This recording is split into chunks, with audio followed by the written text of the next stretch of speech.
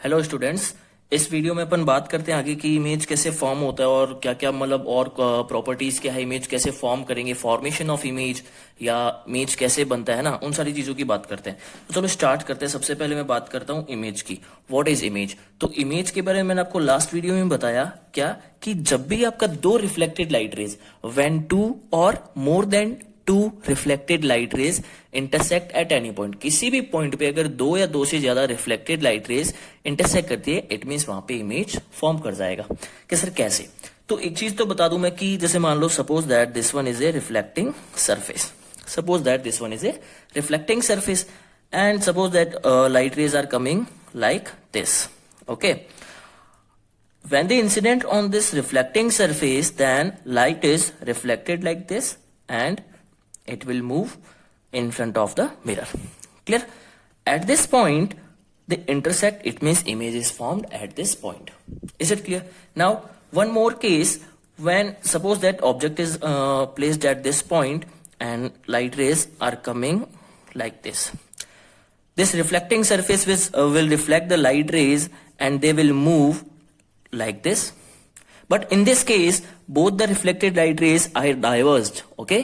Both the reflected light rays are diverged. So it means they will not intersect at any point in front of the mirror. So I extended both the reflected rays behind the mirror. That's why they will intersect and an image is formed. Clear? In the previous video, I already tell you about the types of the images. This one is real image and this one is virtual image. कि sir ये कुछ समझ नहीं आया, ध्यान से सुनना। अगर reflected light raise directly intersect करती है, इट मींस वहां पे कैसा इमेज बनेगा? रियल।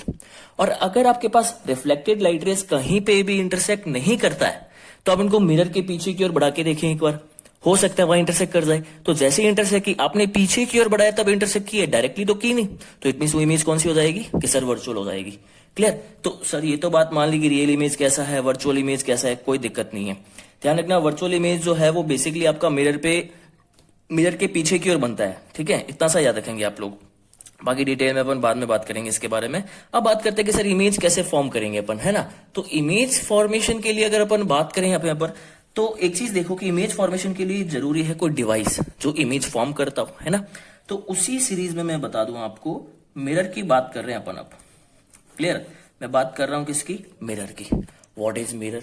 बेसिकली मिरर ही वो डिवाइस है जिससे आप इमेज फॉर्म करते हैं। आप ग्लास से इमेज फॉर्म नहीं कर सकते। क्यों? क्योंकि बेटा जो मिरर है वो क्या है? एक रिफ्लेक्टिंग सरफेस है, ये बात ध्यान रखना। और जो आपके पास ग्लास होता है वो क्या होता है? आपके पास ट्रांसपेरेंट सरफेस होता है। तो मिरर को मैं किससे बनाता हूं? ग्लास से मैं मिरर बना सकता हूं। कैसे? ग्लास का कोई भी सरफेस लो और उस पर मैंने कोटिंग कर दी किसी केमिकल्स की, बेसिकली सिल्वर नाइट्रेट या फिर एल्यूमिनियम नाइट्रेट से अपन कोटिंग करते हैं, है ना। उससे क्या होगा? वो केमिकल या जो पॉलिश की है वो लाइट को जो आपके जिस भी ग्लास पे इंसिडेंट कर रहा है उसको क्रॉस नहीं करने देगा। मतलब अब ये ट्रांसपेरेंट नहीं रहा, अब ये क्या हो गया? रिफ्लेक्टिंग हो गया। चलो सर बात क्लियर है। तो मिरर आपके पास पता चल गया, this is a reflecting device और reflecting surface which reflect the light rays. Clear? अब ध्यान से सुनना कि सर ये भी दो टाइप का होता है। ठीक है, दो टाइप कौन कौन से हैं? एक तो होता है सर प्लेन मिरर, दूसरा होता है ये स्फेरिकल मिरर। क्लियर? अपन यहाँ दोनों की बात करेंगे कि भाई प्लेन मिरर क्या है और स्फेरिकल मिरर क्या है। सबसे पहले मैं बात करूंगा यहाँ पे प्लेन मिरर की। कोई दिक्कत इसमें यहां तक? चलो यहां तक तो कोई ऐसी कुछ बात थी नहीं। अब बात करते हैं प्लेन मिरर की कि सर प्लेन मिरर बनाएंगे कैसे। तो प्लेन मिरर बनाएंगे कैसे? सपोज दैट मैं एक ग्लास की सरफेस लेता हूं ऐसा। Clear? Suppose that this is a glass surface, plane glass है ये, है ना। इसके पीछे मैंने कोटिंग कर दी। ये जो डैश डैश लाइन है ऑप्टिक्स में, ये रिप्रेजेंट करेगी कि ये सरफेस पॉलिश्ड है। कि सर मान लिया कि आपने सरफेस को पॉलिश कर दिया, कोई दिक्कत नहीं है। अब अगर अपन आगे बात करें इसमें, तो ये तो आपके पास मिरर बन गया कि सर ठीक है। अब मैं बात करता हूं कि सपोज दैट मैंने ऑब्जेक्ट यहां रखा है, मैं इमेज फॉर्मेशन समझा रहा हूं, ध्यान से समझेंगे इस चीज को। सपोज दैट आपके पास एक ऑब्जेक्ट ऐसा रखा है, एक ऑब्जेक्ट है ये। क्लियर? और ये मिरर के सामने रखा है। होगा क्या? इससे एक लाइट रे ट्रेवल करेगी इस तरफ। अब एक चीज थोड़ा सा, अगर आपने लास्ट वीडियो बहुत अच्छे से देखा होगा तो मैंने आपको एक चीज बताई रिफ्लेक्शन के रूल्स में, when A light ray incident on any reflecting surface it bounce back. Clear? जैसे ही रिफ्लेक्टिंग सरफेस पे इंसिडेंट करेगा आपका लाइट, वो आपका बाउंस हो जाएगा वापस उसी मीडियम में। कि सर ये तो हमें पता है। दूसरी की बात क्या बताई मैंने, रूल। जो लॉ था, फर्स्ट लॉ क्या था, incident angle of incidence is equal to angle of reflection. अब एक चीज देखो, मैंने आपको वीडियो में बताया था क्या कि भाई जिस भी पॉइंट पे लाइट इंसिडेंट करे वहां पे आप क्या बनाएंगे, नॉर्मल। कि सर ये तो नॉर्मल के अलॉन्ग ही आ गई, ये तो 90 डिग्री पे आ रही है। तो अगर लाइट रे 90 डिग्री पे आ रही है तो वापस 90 डिग्री पे ही जाएगी। ये चीज ध्यान रखेंगे आप, है ना। तो ये वापस से लाइट इसी तरफ रिफ्लेक्ट हो गया। कोई दिक्कत यहां तक। चलो सर दूसरी लाइट रे ले लेते हैं अपन। दूसरी लाइट रे लेते हैं, मान लो कि ये कुछ इस तरीके से इंसिडेंट होती है। जैसे ये इंसिडेंट हुई तो ये लाइट रे को ये इस तरीके से रिफ्लेक्ट कर देगा। Is it clear? अब एक चीज देखो कि ये तो रिफ्लेक्टेड लाइट रे इस तरफ जा रहा है और ये रिफ्लेक्टेड लाइट रे इस तरफ जा रहा है।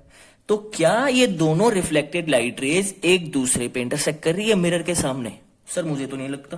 तो अब इनको पीछे की ओर बढ़ाएंगे। जैसे ही मैं इनको पीछे की ओर एक्सटेंड करता हूं ये इस तरीके से, तो ये आपके पास यहां पे इंटरसेक्ट कर गया। इट मींस इस पॉइंट पे आपका लाइट का इमेज बनेगा और जो ऑब्जेक्ट है उसका इमेज बन जाएगा।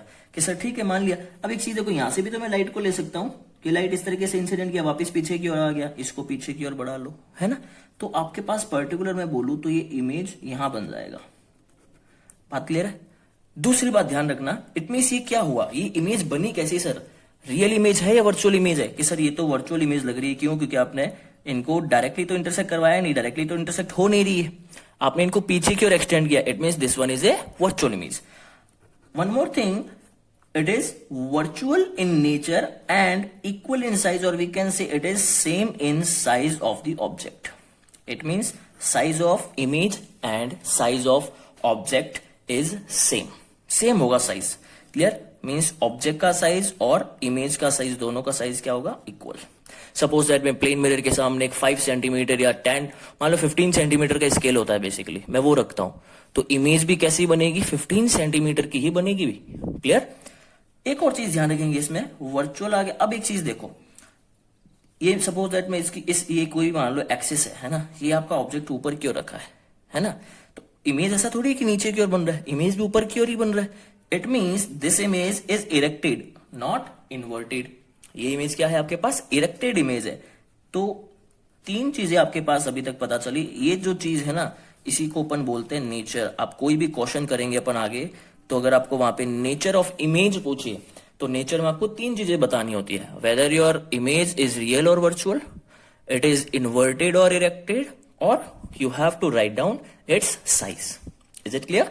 वर्चुअल इमेज तो यहाँ पे दिख गया सर, कोई दिक्कत नहीं है। अब एक चीज देखना, जितना ऑब्जेक्ट का साइज है उतना का उतना इमेज का साइज है, तो सेम इन साइज लिख दिया। और एक्सिस के ऊपर की ओर ही बन रहा है, मतलब जैसा ऑब्जेक्ट है वैसा का वैसा इमेज बन गया, उल्टा नहीं बना। इट मीन्स ये क्या है? इरेक्टेड है। कि सर ठीक है, कोई दिक्कत नहीं है। अब अपन आगे एक और चीज देखते हैं। एक चीज बहुत अच्छे से देखी होगी, अगर ये आपके पास डिस्टेंस है मान लो x, तो ये भी डिस्टेंस क्या होगी? x ही होगी। कि सर समझ नहीं आया। कहने का मतलब है कि अगर आप प्लेन मिरर की बात कर रहे हैं तो प्लेन मिरर से ऑब्जेक्ट मान लो 5 मीटर के डिस्टेंस पे रखा है, तो इमेज भी मिरर से 5 मीटर डिस्टेंस पे ही बनेगी। बात दिमाग में गई? जैसे मान लो मैं बात करता हूं इसकी, मान लो प्लेन मिरर है और ये मान लो ऑब्जेक्ट है, ये मान लो 5 सेंटीमीटर पे रखा है, तो ऑब्जेक्ट इमेज भी कहां बनेगी आपके पास? 5 सेंटीमीटर पे ही बनेगी।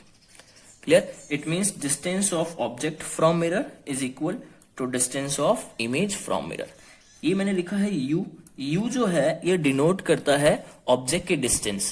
ठीक है, u क्या डिनोट करेगा? ऑब्जेक्ट की डिस्टेंस फ्रॉम द मिरर, और v क्या रिप्रेजेंट करेगा? Distance of image from the mirror. Is it clear? चलो सर बात मान ली कि सर आपने बोल दिया कि u equal to v। Okay, चलो अब एक और चीज देखना, इसमें बहुत इंपॉर्टेंट टर्म है। आप जैसे कभी कभी घर पे मान लो कि आप पढ़ रहे हो, मान लो, है ना, या कुछ भी राइटिंग कर रहे हैं, मान कॉपी में राइट कर रहे हैं, तो एक चीज देखो कि अगर आप मिरर के सामने, अलमीरा में मिरर लगा होगा, मिरर के सामने बैठ के आप लिख रहे हैं, जब भी आप लिखते हैं, मान लो आप राइट हैंड से लिख रहे हैं, तो आपको इमेज में क्या दिखेगा कि आप लेफ्ट हैंड से लिख रहे हैं।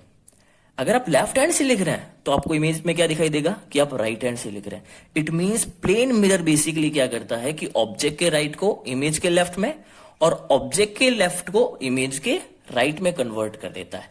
इस प्रॉपर्टी को ही मैं क्या बोलता हूं? Lateral inversion. ये प्रॉपर्टी क्या कहलाती है? Lateral inversion. ये चीज ध्यान रखें, थोड़ा सा इंपॉर्टेंट है ये। जैसे देखो मान लो मैंने सी लिखा है यहाँ पे, तो ये इमेज कैसा दिखाई देगा, इस तरफ। Is it clear? मान लो मैं आपको बोलूं कि जैसे मान लो ये डी लिखा है यहाँ पे मैंने, तो ये आपको इस तरीके से दिखाई देगा। क्लियर? तो ये प्रॉपर्टी है किसकी, प्लेन मिरर की। तो प्लेन मिरर के बारे में मैंने 3-4 चीजें बताई। सबसे पहले आपको नेचर पता होना चाहिए। नेचर क्या होता है? It is virtual, same in size and erected. Clear? Erected means सीधा इमेज बन रहा है। ऑब्जेक्ट आपने ऊपर की ओर रखा वर्टिकल डायरेक्शन में, तो इमेज भी वर्टिकली बनेगा। अगर आपका ऑब्जेक्ट मान लो हॉरिजॉन्टल डायरेक्शन में, तो इमेज भी हॉरिजॉन्टल डायरेक्शन में बनेगा। दूसरा क्या बताया मैंने कि भाई जितना डिस्टेंस पे ऑब्जेक्ट है मिरर से, उतना का उतना डिस्टेंस पे इमेज होगा मिरर से। तीसरा मैंने क्या बताया sir, lateral inversion. Lateral inversion क्या है? Left of the image is right of the object and left of the object is right of the image. Is it clear? मतलब लेफ्ट और राइट आपस में कन्वर्ट हो जाएंगे। Last clear? एक और चीज बता देता हूं इसमें। सपोज दैट ये ऑब्जेक्ट इस तरफ v स्पीड से दौड़ना स्टार्ट कर देता है, तो ये इमेज भी v स्पीड से दौड़ना स्टार्ट कर देगी। ध्यान रखना, ये थोड़ा सा और डिटेल में भी बात कर सकते हैं अपन इसमें। ये जो v स्पीड दी है मैंने, ये विद रिस्पेक्ट टू ग्राउंड है ना। रिलेटिव स्पीड अभी अपन ने क्लियर नहीं की है, तो अपन ये रिलेटिव स्पीड वाला कंसेप्ट भी लगेगा इसमें। v स्पीड जो है ऑब्जेक्ट की, वो किसके रेस्पेक्ट में? ग्राउंड के रेस्पेक्ट में। तो अगर ऑब्जेक्ट v स्पीड से जा रहा है, तो इमेज भी कितनी स्पीड से आएगा? v स्पीड से ही आएगा। ये चीज आप ध्यान रखेंगे। ओके, चलो ये चीज आपके पास क्लियर होगी। ये प्लेन मिरर के बारे में कुछ एक बातें बताई मैंने, कोई दिक्कत है तो बोलो इसमें। अब अपन आगे बात करते हैं इसके बारे में। जैसे मैं आपको एक आधा कुछ क्वेश्चन देता हूं, है ना। जैसे मान लो कि मैं एंगल ऑफ इंसिडेंस और एंगल ऑफ रिफ्लेक्शन की टर्म में अगर मैं बात करूंगा, है ना, तो फर्स्ट लॉ क्या बोलता है कि सर एंगल ऑफ इंसिडेंस और एंगल ऑफ रिफ्लेक्शन क्या होता है? बराबर होता है। तो उसी प्रॉपर्टी पे एक आधा अपन क्वेश्चन लेते हैं, है ना। क्वेश्चन क्या है, ध्यान से देखना। देखो क्या है क्वेश्चन कि सपोज दैट आपके पास एक मिरर ऐसा है ना, एक मैंने प्लेन मिरर ऐसा दे दिया, दूसरा प्लेन मिरर ले लो आप इस तरीके से, कोई दिक्कत इसमें? ये पहला प्लेन मिरर है और ये दूसरा प्लेन मिरर है। क्लियर? और ये मान लो कि इनके बीच में जो एंगल है वो कितना है सर? मान लो सपोज 120 डिग्री है ना। और एक लाइट रेस पे इंसिडेंट करती है इस तरीके से, एक लाइट रेस पर इस तरीके से इंसिडेंट करती है। जैसे ही लाइट इंसिडेंट की, और मैं आपको ये बोल दूं कि आपको केवल गिवन है क्वेश्चन में ये 30 डिग्री है ना। आपको इसका पाथ रिट्रेस करना है, मतलब आपको बताना है कि लाइट रे किस तरफ जाएगी, किस एंगल पे जाएगी मान लो। या फिर ये जो लाइट है जब ये इस पे इंसिडेंट करेगी, तो इसका एंगल ऑफ इंसिडेंस या फिर एंगल ऑफ रिफ्लेक्शन क्या होगा, उसकी बात कर रहे हैं अपन, है ना। तो मैंने आपको कल ही लास्ट क्लास में बताया कि जब भी आप रिफ्लेक्शन की बात कर रहे हैं और लाइट इंसिडेंट कर रही है किसी भी रिफ्लेक्टिंग सरफेस पे, तो सबसे पहला काम क्या है कि सर ये तो हमें नॉर्मल बनाना होता है। ये सबको पता है, कोई दिक्कत नहीं है। और नॉर्मल भी सबको पता है कि नॉर्मल जो है वो हमेशा क्या होगा? सरफेस के परपेंडिकुलर होता है, बेसिकली 90 डिग्री एंगल पे होता है। तो ये टोटल आपके पास 90 डिग्री है, ये 30 आ गया, तो ये कितना आएगा कि सर ये तो 60 आ जाएगा। बहुत बढ़िया, कोई दिक्कत नहीं है। अब अगर incident angle of incidence 60 degree है, तो एंगल ऑफ रिफ्लेक्शन भी कितना होगा कि सर ये तो 60 डिग्री होगा। आपने लास्ट क्लास में बताया था, ये तो लॉज ऑफ रिफ्लेक्शन है। अगर ये 60 डिग्री है, ये टोटल 90 डिग्री है, तो ये कितना आ जाएगा? 30। और सर हमें पता है कि ये 120 है, ये 30 है, और ट्राइंगल बन रहा है ये, तो ट्राइंगल में टोटल सम ऑफ एंगल कितना होता है? 180। तो ये भी कितना आ गया? 30। 30 और 30 60 और 120 180। सेटिस्फाई कर रहा है कि सर मान लिया। अब लाइट इस पॉइंट पे इंसिडेंट कर गई सेकंड मिरर पे, तो ये एंगल ऑफ इंसिडेंस नहीं है, ध्यान रखना। हमेशा आप एंगल ऑफ इंसिडेंस कहां से बनाएंगे? नॉर्मल से। तो इस पे भी नॉर्मल ड्रॉ कर लो कि सर ये रहा नॉर्मल, कोई दिक्कत नहीं है। अब बात करते हैं यहाँ पे, ये अगर 30 है, ये आपके पास टोटल 90 है, तो ये कितना आ जाएगा कि सर ये तो 60 आ जाएगा। ठीक है, अगर ये 60 पे आ रहा है, तो वापस से ये कितने एंगल पे निकलेगा? 60 एंगल पे। It means angle of incidence या फिर एंगल ऑफ रिफ्लेक्शन आपके पास कितना आ जाएगा? 60 डिग्री। कोई दिक्कत इसमें? आई थिंक कोई दिक्कत होनी नहीं चाहिए। सिंपल सा क्वेश्चन था, केवल और केवल क्या कंसेप्ट अपन ने यूज किया? Angle of incidence is equal to angle of reflection. कोई दिक्कत यहां तक? चलो ये तो सर क्लियर है। अब एक और चीज की बात करते हैं इसमें कि ये तो मैंने बताया कि पाथ कैसे ड्रॉ करना है। इस टाइप पे ध्यान रखना कि अगर आप एसएफओ का पेपर देते हैं तो वहां पे आपको क्वेश्चन डेफिनेटली मिलेगा, है ना। चलो अब बात करते हैं कि नंबर ऑफ इमेज की बात करते हैं कि नंबर ऑफ इमेज कैसे बनती है और कितनी बनेगी। चलो ध्यान से सुनना, बहुत अच्छे से इस कंसेप्ट बताता हूं। सपोज दैट कि ये आपके पास एक प्लेन मिरर है, ये आपके पास एक प्लेन मिरर आ गया। दूसरा प्लेन मिरर मान लो ये रहा। क्लियर? मैंने मान लो कि ऑब्जेक्ट रखा है यहाँ पे, ये आपके पास ऑब्जेक्ट है ओ। कोई दिक्कत। अब मान लो कि ये फर्स्ट मिरर है और ये सेकंड मिरर है ना। इस ऑब्जेक्ट का इस इमेज इस मिरर के कारण इमेज कहाँ बनेगा कि सर यहां बन जाएगा, कोई दिक्कत ही नहीं है इसमें। तो ये तो फर्स्ट इमेज बन गया, ठीक है, मान लिया। अब ये जो ऑब्जेक्ट है इसका इस मिरर के कारण इमेज कहाँ बनेगा कि सर ये तो यहां बनेगा, कोई दिक्कत ही नहीं है इसमें। ये आपके पास सेकंड इमेज आ गया, है ना। अब बात करते हैं, ये इमेज I1 है फर्स्ट मिरर के कारण और I2 है किसके कारण, सेकंड मिरर के कारण। लेकिन एक चीज ध्यान से देखो कि ये दोनों यहां पे भी तो मिल रहे हैं, तो इस ऑब्जेक्ट की फर्स्ट मिरर के कारण इमेज एक और बनेगी आपका यहां पे। इस ऑब्जेक्ट की सेकंड मिरर के कारण एक और इमेज बनेगी यहीं पे, क्योंकि दोनों एक दूसरे पे कोइंसिडेंट है। इट मींस थर्ड इमेज और फोर्थ इमेज, दो इमेज एक ही पॉइंट पे एक दूसरे पे सुपरपोज है ना। तो इस चीज की बात कर, तो एक चीज देखना, एक्चुअल में नंबर ऑफ इमेज हमारे पास कितनी बनी, 4, लेकिन विजिबल कितना है, 1, 2 एंड 3। यहां पे एक दूसरे पे सुपरपोज है, इस कारण से अपन 4 नहीं देख पाएंगे। कितनी देखेंगे सर, 3 नहीं देखेंगे। तो नंबर ऑफ इमेज का जो फॉर्मूला बना वो कितना बना, यहां पे नंबर ऑफ इमेज कितनी बन गई सर, 3 बन गई। एक चीज और इसमें बहुत अच्छे से मैं आपको कंसेप्ट बताऊं, तो ये जितनी भी इमेज बन रही है ना, वो सारी की सारी क्या होगी, स्फेरिकल या सर्कुलर पाथ पे बनती है। ये तो मैंने केवल एक ऑब्जेक्ट का एग्जांपल लिया है ना, या मैंने केवल 4 इमेज की ही बात की है। नंबर ऑफ इमेज बहुत सारी बन सकती है, जितने भी इमेज, मान लो ये तो मिरर जो है वो 90 डिग्री एंगल पे, मान लो एंगल अलग अलग हो तो नंबर ऑफ इमेज अलग अलग ऑब्टेन की जा सकती है। ये जितनी भी इमेज है वो सारी की सारी एक सर्कुलर पाथ पे होती है, और उस सर्कुलर पाथ का सेंटर क्या होता है, ये जो मिरर है उनका कोइंसिडेंट पॉइंट, या जो सेंटर ऑफ मिरर है जहां पे ये दोनों मिरर मिलते हैं वो इसका क्या होगा, सेंटर होगा। कि सर ठीक है, तो नंबर ऑफ इमेज निकालने का सर हमें फॉर्मूला क्या पता चलेगा, तो नंबर ऑफ इमेज आप कैसे कैलकुलेट करेंगे, नंबर ऑफ इमेज का फॉर्मूला होता है बेटा 360/θ। इसमें कोई सोचने वाली बात होनी नहीं चाहिए। देखो फॉर्मूला कैसा है वो आपको दिमाग में नहीं डालना, लेकिन थोड़ा सा बता देता हूं। देखो टोटल मैंने अभी आपको बताया सर्कुलर पाथ पे एक सर्कुलर पाथ में आप कितना एंगल कवर करते हैं कि सर 360 करते हैं, कोई दिक्कत ही नहीं है इसमें। तो अब एक चीज देखो कि थीटा एंगल पे मान लो n इमेज है, थीटा एंगल के गैप पे कितना इमेज है, n। तो n इमेज कितने एंगल पे हो जाएगी, 360/θ, है ना। तो ये आपके पास नंबर ऑफ इमेज का फॉर्मूला बेसिकली ये है, बाकी अपन डिटेल में थोड़ा सा बाद में देखेंगे इसको, है ना। चलो सर मान लिया कि इसमें कोई दिक्कत ही नहीं है, आपने बोल दिया कि नंबर ऑफ इमेज आप कैसे निकाल रहे हैं, 360/θ। तो सर कोई एक आधा एग्जांपल और ले लेते हैं अभी। देखो मान लो कि 2 मिरर है ना, मैं बात करता हूं कि आपके पास 2 मिरर है और उनके बीच में एंगल मैं दे देता हूं मान लो 60 डिग्री, ठीक है। मान लो मैंने एंगल दे दिया 60 डिग्री, तो आपको बताना है नंबर ऑफ इमेज कितनी फॉर्म होगी। तो सर फॉर्मूला मैंने दे दिया कितना, 360/60। आंसर कितना आया, 6। लेकिन आंसर ये नहीं होगा, ध्यान रखना। यहाँ पे मैं 3 केसेस समझाना चाह रहा हूं आप लोगों को। यहाँ पे आपके पास 3 केसेस बनते हैं। एक तो बात करेंगे अपन इवन, एक बात करेंगे ऑड, और एक बात करेंगे अपन फ्रैक्शनल आंसर आ रहा हो। मैं नंबर ऑफ इमेज की बात कर रहा हूं। अगर आपके पास n जो है वो इवन आता है, ध्यान से सुनना, n यहाँ पे इवन आ रहा है, तो इवन में आपको क्या याद रखना है, n-1। तो n-1 कितना आ जाएगा, 6 - 1 5। तो नंबर ऑफ इमेज कितना विजिबल होगा, सर 5 होगा। बात क्लियर है। अगर आपके पास आंसर इवन में आ रहा हो तो आप क्या करेंगे, n-1। क्लियर कि सर ठीक है। एक और क्वेश्चन लेके देखते हैं। अगर मैं बात करूं कि जो आपके पास थीटा है, या मान लो कि जो आंसर है वो किस में आ रहा हो, ऑड में आ रहा हो, है ना। ऑड में आए तो वहां पे 2 केस बनेंगे, ये चीज बहुत अच्छे से ध्यान रखेंगे आप। ऑड में आने पर आप क्या करेंगे कि 2 चीज आपको बहुत अच्छे से दिमाग में रखनी है। देखो क्या, जैसे मान लो कि मैं एंगल ले लेता हूं 40 डिग्री, ठीक है। मान लो एंगल आपको मैंने दे दिया 40 डिग्री, तो नंबर ऑफ इमेज कैसे कैलकुलेट करेंगे आप कि सर 360/40 कर लो, कितना आएगा कि सर ये तो 9 आ गया। ये बेटा किसने दिया है, आंसर क्या है आपके पास, ऑड नंबर आया है। अब ऑड नंबर आने पे आपके पास 2 केसेस बनते हैं। वो 2 केसेस क्या है, या तो ऑब्जेक्ट क्या रखा हो, सिमेट्रिकली, क्या रखा हो, सिमेट्रिकली, और या फिर ऑब्जेक्ट आपका कैसे रखा हो, एसिमेट्रिकली। क्लियर।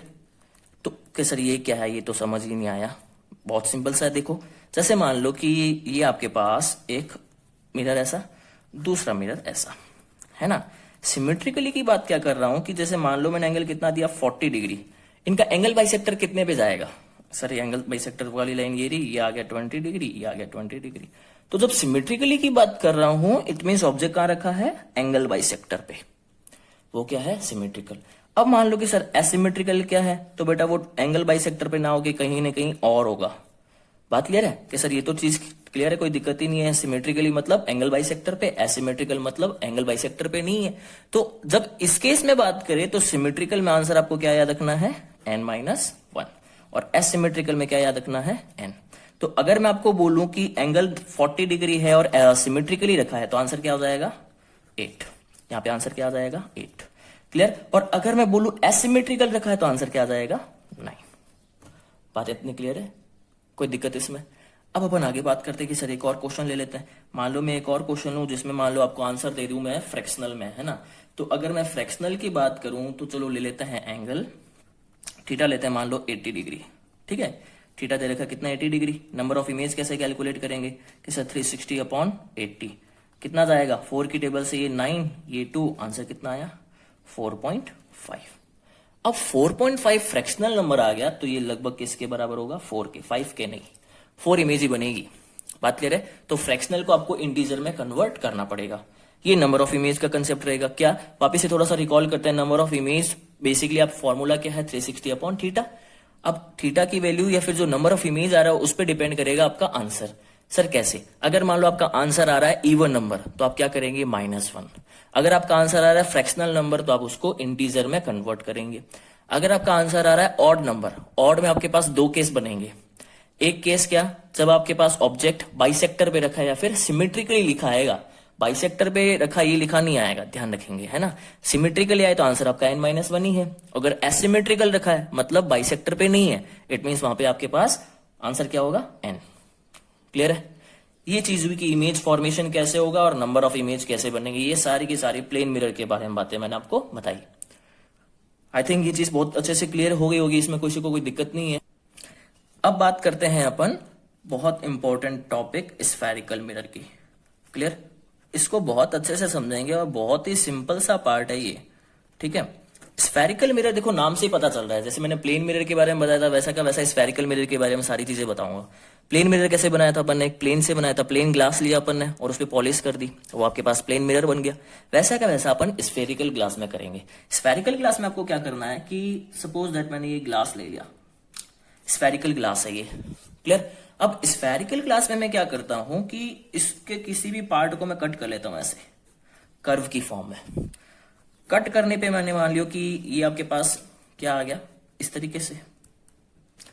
क्लियर। अब 2 केस बनते हैं इसमें, या तो मैं आउटर सरफेस पे कोटिंग करूं, सही है सर, या फिर मैं इनर सरफेस पे कोटिंग करूं। अगर आप आउटर सरफेस पे करते हैं it means this one is a concave mirror. ये कैसा होगा कि सर कॉन्केव मिरर होगा। और अगर मैं अंदर की ओर कोटिंग करता हूं इट मींस ये क्या होगा, कॉन्वेक्स मिरर। ये बात आप याद रखेंगे। अंदर की ओर जब आप कोटिंग करें तो it means this one is a concave mirror. अगर आप बाहर की ओर करते हैं तो ये क्या होगा, कॉन्वेक्स मिरर। स्फेरिकल होगा, ध्यान रखना ये। क्लियर। ऐसा नहीं पूरा का पूरा स्फेयर के एक पार्ट को मैंने कट किया और उस कट पार्ट पे मैंने या तो इनर सरफेस पे कोटिंग की तो वो क्या होगा, कॉन्वेक्स। अगर आउटर सरफेस पे की तो वो क्या होगा, कॉन्केव। Is it clear.